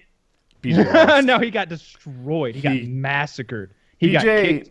in his again, defense, and again, had a and very again. good chin. So it was like Yeah, like he was real good at getting kicked. The best at it. Just picture two Street Fighter characters, and one of them had it was just hard to knock his bar down. That was his thing, and he kicked like I didn't How- want them to end it because I wanted to see Yair kick more. I was like, those were his round 1 kicks. You guys haven't even seen his round 2 stuff. He's going to do the double kicks now. But now's the flying stuff. Like he does that. Like, dude, he'll kick with one foot, and then you think like, oh well, he's probably using the other foot for standing purposes. Nope. He just got them both coming. You know? Yeah. like they might that's- come from different directions. He might fucking twist his body in the air. Like he'll come in swinging his back foot to the left, and his left foot's coming up swinging to the right. He'll kick you in the leg with one and kick you in the face with the other. It's absurd. Halfway through the first, I was like, "Can you throw the towel?" Like Yeah. Is that a BJ rule? is so clearly thinking that he can still fight. He's standing there absorbing a ton of punishment, and I Yeah. guess he's got a chance. Everyone has a chance, right? I Like, didn't think so. I mean, This looked like a bully taking on a kid. This looked like, Yeah. all right. but that was Like, like Joe the kind Rogan of was chance having he such had. a hard- Like, I was what if listening to- Yar stuck his chin out and said, "I dare you to hit me," and then he did, That would and he do it. hurt it. Like that. That's like I don't know, but I'm just Yair like, kicked himself it's twice. so clear that Yair wins this thing 999 times out of 1,000. Yeah, like, man. do we have to go through the circus of watching you take brain damage? Because that's all that's I'm what it is. watching. I'm just Yep. watching a guy I get said kicked that in as the it was brain. going down. And, I was like, you know what? This is so bad. I don't understand because usually this has to be like I don't think the Furtado brothers would have made this fight. This seems like you're feeding a legend to an upcoming guy, and that's not traditionally what's done. I don't think it's they have usually you legends kind of fight give each them. other, and This was not that. This No. was a very young up and coming guy against a very old over the hill guy who still has a name that can draw money, and they just fed BJ Penn to this guy in a way that I felt like they should have had BJ Penn fight like. Well, I mean, shit. He already had his I have a goodbye fight. fight when he fought Jens Pulver. Like got that one. should have been his goodbye fight. you're right. Dan Hardy's talking about coming back. Do you know Dan Hardy? don't. He used to fight at 170, which BJ sometimes did. He in his best, he lost to GSP in a title fight. BJ was so cut. Yeah, A lot of Yeah, cardio. BJ looked good. But then Dan Harding went on like a 4-fight losing streak, if I recall correctly, and he fell off a cliff, and now he's like, maybe I can come back, maybe I can do this. He's entertaining the idea. So you've got a guy who hasn't fought in like 3 or 4 years. That'd be a perfect BJ opponent.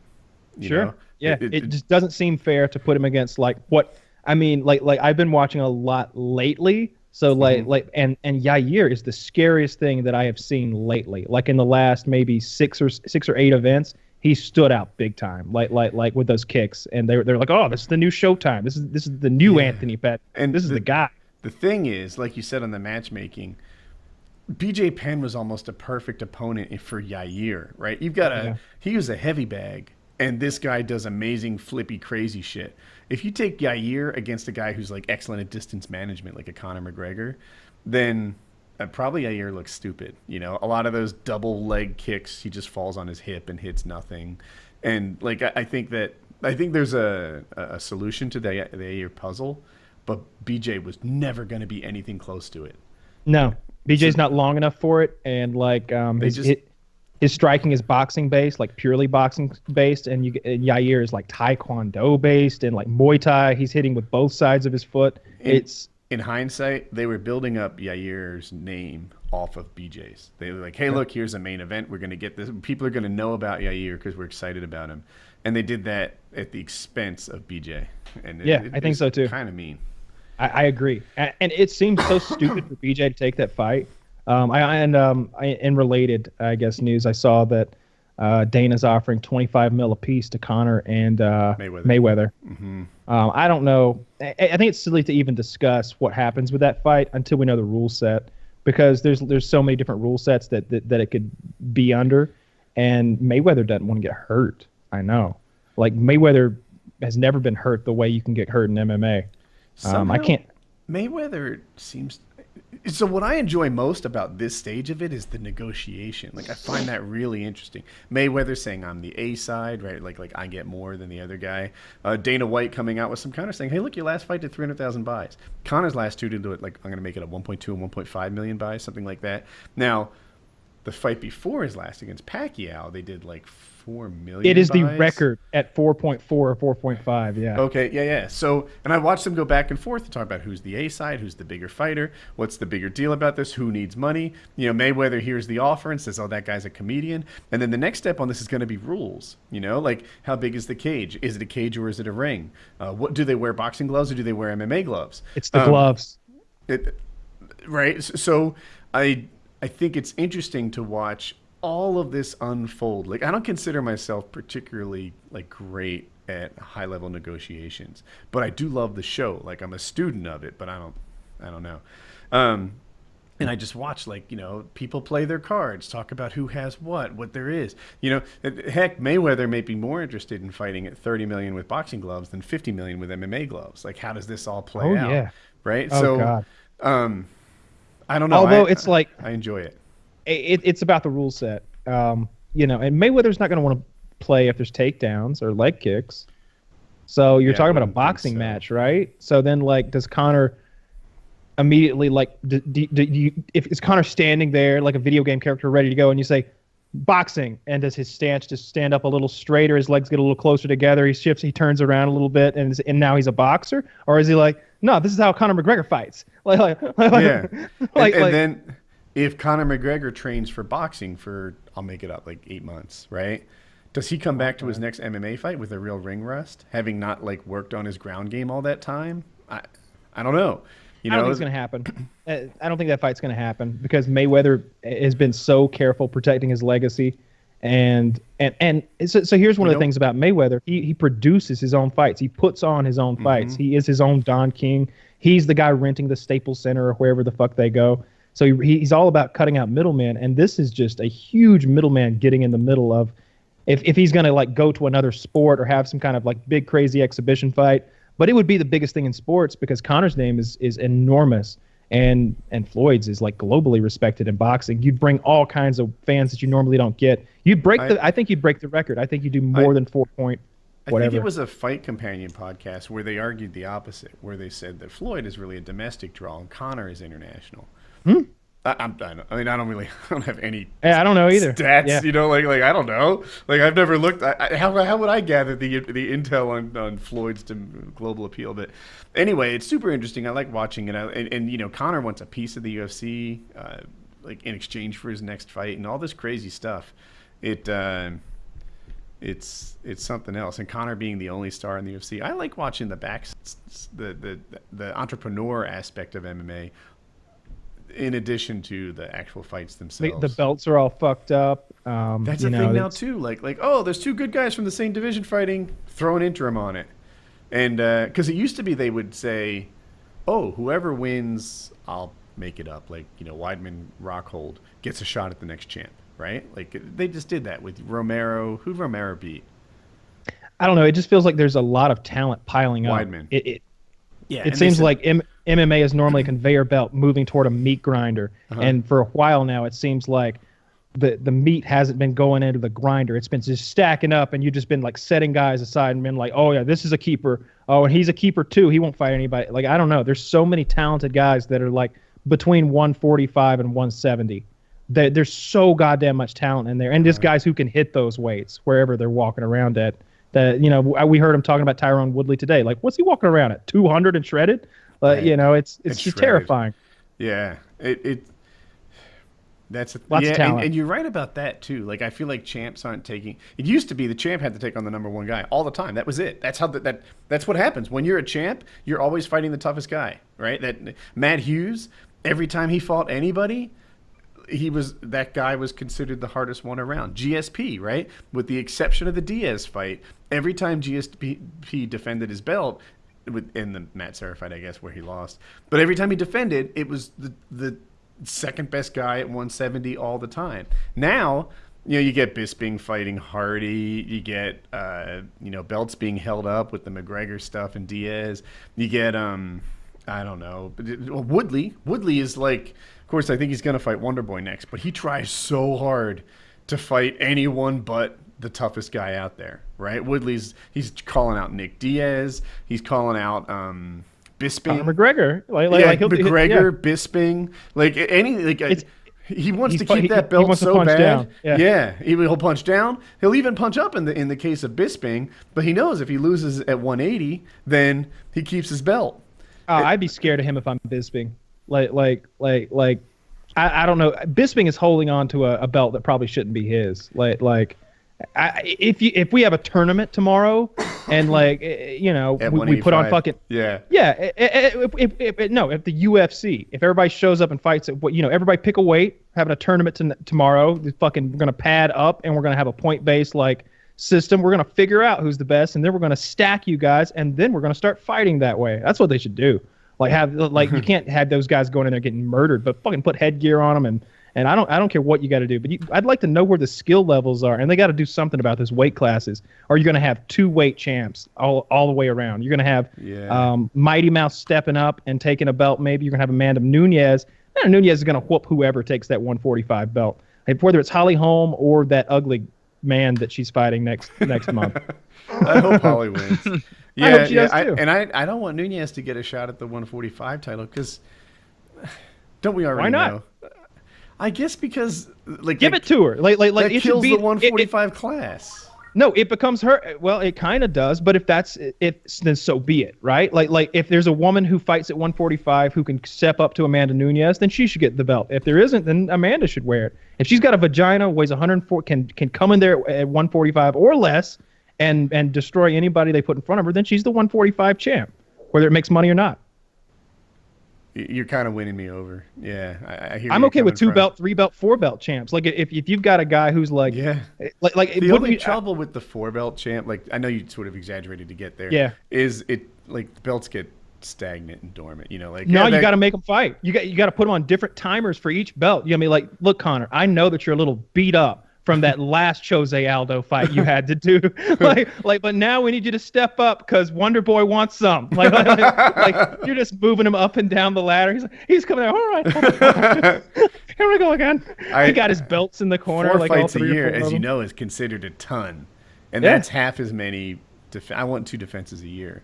If you can't defend it, then you probably shouldn't take it. But they should start. They should start offering them the fight and maybe put in you turn down 3 of our fights, then you're gonna have to vacate that belt or something. I don't like how they kind of just took it away from him. But then when you asked him, he's like, oh no, Conor's the 145 champ because he hasn't been beaten at 145. But yeah, there's that other guy who has a belt too. Ignore that. Ignore the man behind the curtain with the belt. He is not. And the man behind the curtain's like, no, look. Look, it says UFC and everything. Look at the back. It's metal. This isn't the gift store he's one. He's swiping his champs card at the UFC headquarters. It's not working. They promised. Yeah, you're right. And while they stripped Conor of the 145 title, as a fan, who's the top guy at 145? I guess it's Conor for as long as he makes that weight. I don't think he's making that weight anymore. I think he's done with that. I think he's going to be a 155 guy, and I think it seems to me that what he really would love to do is do these exhibition fights where it looks like he's doing something crazy, like when he fought Nate Diaz, but really he's just racking up tens of millions of dollars. The Joe Rogan's circle all seems to agree with you that he won't hit 145 again. But the McGregor camp is like, dude, I can hit 145 anytime I want. I've never missed that weight. I've never, like it's hard. I gotta get there. I could see the Conor camp being like, watch out, 135. Like look out, everybody. You know. Yeah, the Conor camp though, they're insistent that like I'm the 145-pound champ. I can do it again. Don't make me come down there and kick your ass, much like us Northerners feel. You'll get sweaty and go home. Yeah, right. I think he should do that just for the fuck of it. Just go down there, Civil War, and just beat the shit out of the 135 guy if he can. Maybe by that point He he's can't so hit the weight. emaciated that he's just like withering almost, and the other guy's like, "Oh, finally, he just lost too much." Like, he's couldn't really hit that really weight. big at 145. I don't know if there's ever been a bigger 145 pounder. So no one really thinks he can do 135. I don't know. It's so weird. Because of the cutting weight, you'll see people you'll see mismatches that you're like, and you'll hear the announcer be like, "Yeah, he's a big 155 pounder." Yeah. And you're like, dear God, like how much diuretics did they have this guy on to get him in here? Like, did they remove some ribs? Like, Exactly. this guy is bigger than me, and he's fighting at 145. Like he's like 6'2" or Yeah. something with His like a cardio's 72 bad because inch he's got reach. one lung, but you got to make weight.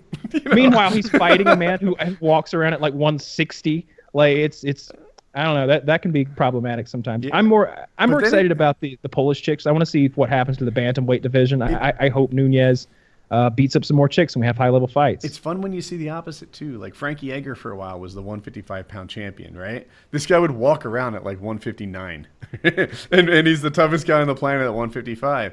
And he was just known for like being as good in the 5th round as he was in the first. His opponent is the equivalent of a V8 that sucks down gas, and Frankie is like, I'm just gonna kind of not get hit in the first 2 rounds and wait until you slow the fuck down. And that he would have all these like amazing comeback fights. Like I had 2 against Gray Maynard, and like he was the comeback king. And it's like, dude, this is a cardio monster because he doesn't deplete himself a day before the fight. Who's Garbrandt fighting next? Is he fighting TJ Dillashaw? Yes. Didn't he ask for Dillashaw to get tested pre-fight? Yeah, he asked for something I don't fully understand, like extreme testing or intensive testing or something like that, like a higher level of extreme vetting. Yeah. Maybe. I want to test so- his blood, make sure he's not a Muslim. Okay. I talked about If he is, TJ put on him the on a show list. weeks ago. Like I saw him and instantly thought they call it gyno, but what's the full term for it? When a guy No. That's the Gynoplasia. is it okay? And anyway, he has his Gynoplastia. he has puffy something like nipples. He has puffy nipples. They're always hard, which is weird, and they're a little puffy. TJ Dillashaw. If you look up like Dillashaw versus Linkler, then you'll see like recent pictures of him. It's not extreme. Like he's not a chick or anything. Do you think you could milk him? You think maybe he lactates a little if you were to give him a little pinch? Yeah. Yeah. What do you think he'd do to you? Anything he wanted. Anything. I just hope that he doesn't want to do anything I don't Or want maybe to, the because it's breakdown really of on crime. him. Yeah. The estrogen. So, but yeah, I called out Dillashaw as a steroid guy, and then I looked into it more recently. Faber called him out, his old teammate, as a steroid guy, and he was like, Dillashaw looks like nothing now that USADA rolled in. He looks like a little boy. Like I didn't notice a big difference personally, but and then someone else called him out as a steroid cheat too, and now Garbrandt does, and I thought I saw it. The eye test. The guy's got nipples. I was a huge fan of Garbrandt's last fight, so that I want him to stay whole. So because I feel like a guy like that could get fucking kicked in the head and then not be himself anymore, like BJ is now. Like that BJ lost a little bit of himself the other night. We all watched it live on TV for free. He got kicked. He got kicked way too many times in the head. There was one 360-degree spinning kick that he took to the head. Okay, like that was just a casual thing he threw in. It wasn't like he like crouched and like charged up. Like he just threw that in. Like there was a front kick where like he just kicked him like that with the front of his fucking foot, and it was awful. Why got would kicked in BJ Penn volunteer to do it? He didn't. He wanted. He was 37, and he thought he still had it. Oh, speaking of which, Kennedy just retired.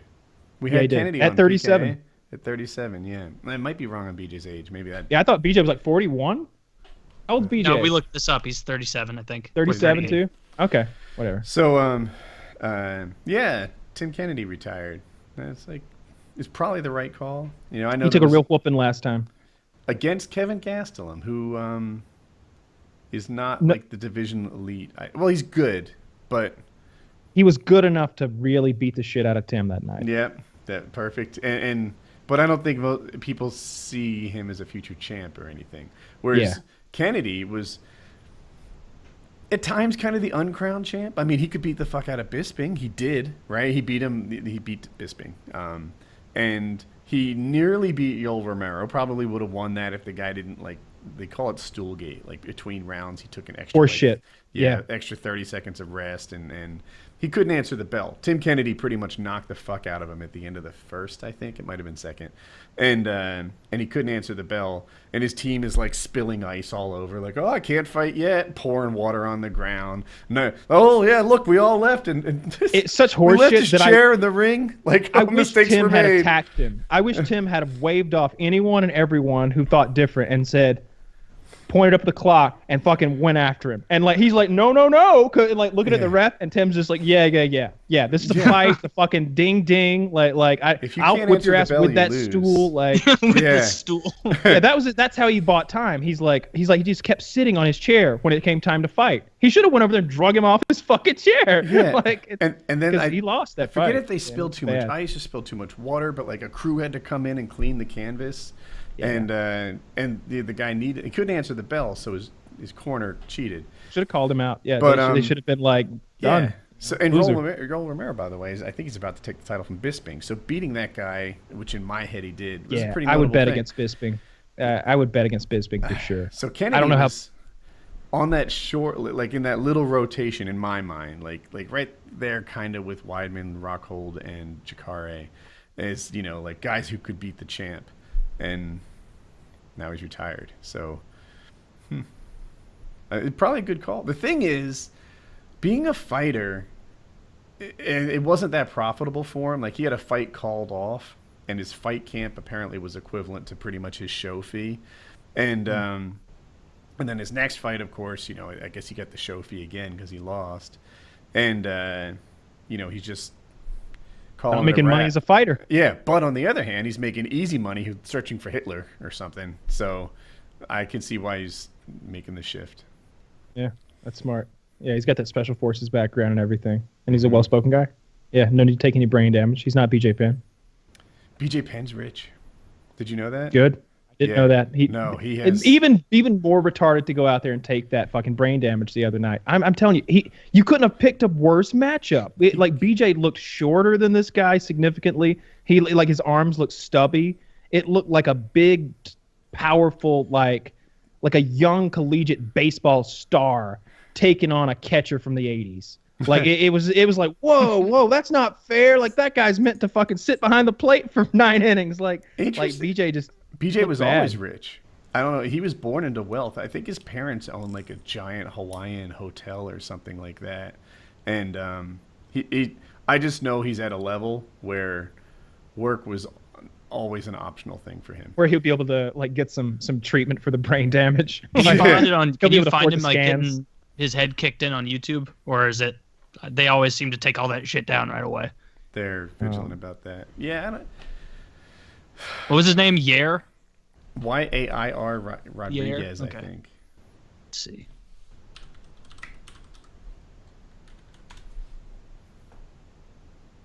Yeah, here we go. What do these people have to get from just uploading pictures of the fight with music? YouTube money. Oh, this one might be. Oh, Yeah, did that's you good see links. that? Dude, this is off topic, but so we've watched a couple trends now. We've seen the hydraulic press channel. We've seen the hot knife channel. And I was like, dude, the shredder. Like, I wanted to do the shredder. I looked into how much it cost to buy a shredder. And a cheesy fucking gay one was like 10 grand. And the one you really want is like $250,000. I was like, yeah, this is just prohibitively expensive. Like, so I never did it. Some guy did it. Some guy bought a cheesy fucking gay $10,000 shredder. And he's getting like 6 million views a video. Yeah, and he's shredding the gayest stuff. Like here, bottle of Elmer's glue. He tried to shred a hot knife, and it broke his shredder. He had to like disassemble it and take it out. Like it doesn't reverse, so if things get stuck, you have to take the shredder apart. At the end of that video I linked, there's an interesting thing. They're showing the longest active win streaks in the UFC featherweight division. You got Max Holloway with 9, Connor with 7, and Yair with 6. Like, see, that's what I'm talking about with the meat grinder. Just fucking, it's jammed. It's not grinding meat. He's gotten kicked in the head so many times in this minute and 10-second clip. Yeah. Like this. Yeah, I don't really feel bad for him. What did you think was gonna fucking happen? You're 37, and that guy looks like he just finished high school. Like he's not gonna be tired. He could fight you. This guy looks like he could do 3 of these fights in a row if he felt like it. Are like there he any doesn't even look 37-year-old retired hockey Hall of Famers? Retired in the Hall of Fame. Like imagine a hockey player at 32, right? He's so awesome. He immediately gets inducted into the Hall of Fame. And then at 37, he's like, you know what? I want to give this another go. Like he's Lemieux almost.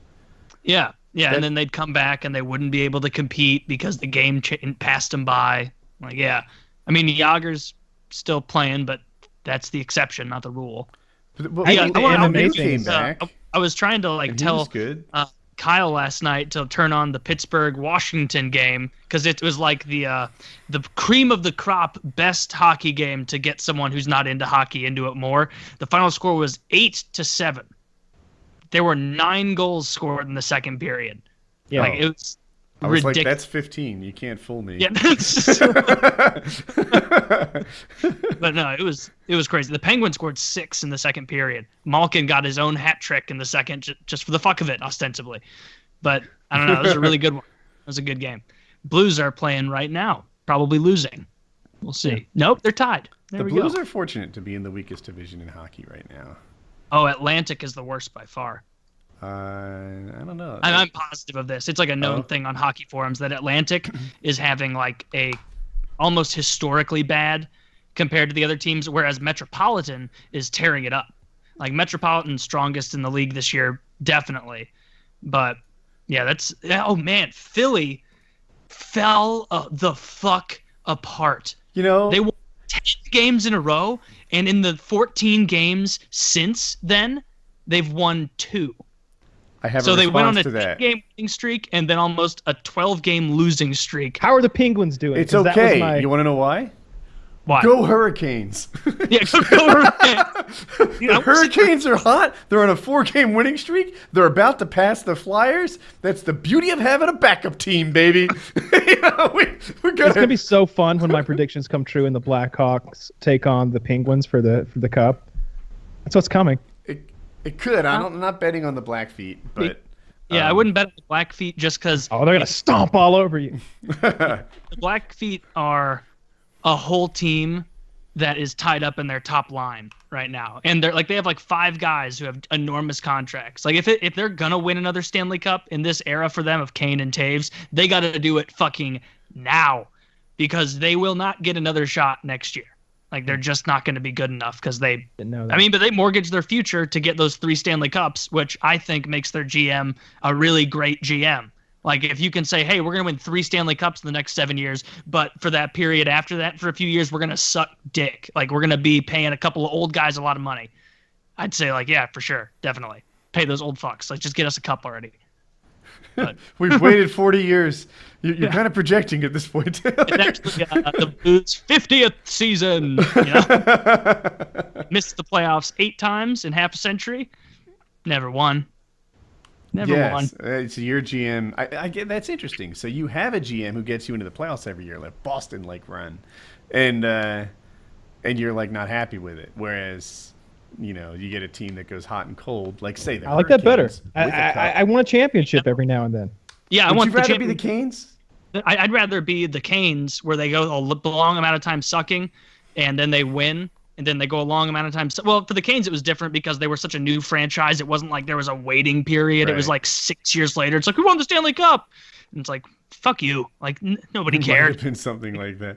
Yeah, They it was also like lost the cup too. People sometimes forget, but 2 years before they won it, they lost it, which is it's an accomplishment to get there. Yeah, for sure. But I'd rather have the team that has the real high highs and then the real low lows if you actually get some wins. Whereas St. Louis was like, hey, how about we just make the playoffs from 1979 to 2005? Should we ever win it? No. Some No. President's Cups mixed in there. Line. We don't want a good draft pick, but we don't want the worst draft pick. It's like just picking middling idiots. Just suck dick for a few years and let us win. I want the Flyers to put some rookies in. I keep reading, like everywhere I read, they have apparently, if they're like in the farm system, they are the runaway winners of players not in the NHL yet. They've got like 3 goalies, and I know Taylor has said that goalies are particularly difficult to project who's good and bad. But they have 3 like in the like Olympics for junior hockey. They have a bunch of forwards. Like they're just super strong all over the place. I'm convinced there is some hungry as fuck defenseman who just wants to wreck house, in the NHL. They're giving Shane Gostisbehere a lot of ice time, I think, unless he's still injured. But he's not a rookie technically. Last year was his rookie year, but he's going to be good. He is good already. But yeah, I don't know. That's part of the sport I don't follow as much is like draft picks and prospects because I don't want to be let down and be like, oh, like I know our first round draft pick this year was Tage Thompson. And every once in a while, I see something on the St. Louis Blues Reddit where it's like, Tage Thompson, awesome goal. It's like, not going to watch that. Don't fucking care because I'm just going to be like, man, maybe we really do have a top line center. Maybe he's going to come up next year. And then undoubtedly he's going to come up, suck dick, and be like, well, he's just another guy who couldn't hack it in the big leagues, It's a whole different what league. position does Big T play? Tarasenko is right wing. Oh, okay. The best right wing in the NHL. Can't There you argue go. about that. Yep. Yeah. See, you have to make claims that are obscure enough that there will be Yeah. no fight back. It would require me to name a better right wing. One time Crosby shifted over. Would be an asshole and just play another position to be like, hey, did everybody see me play right wing last night? Just wanted to establish if I wanted to, I could be the best at that. I'm gonna strap on the goalie pads for next game just to keep the rest of you fuckers. Oh, it's so hard. The puck's so hard and it comes so fast. Get out of there. Call it a wrap? Yeah. Yeah. Kyle, everything the same thing. All right, that was PKN episode 127. I hope you guys enjoyed. It's still recording. There it is.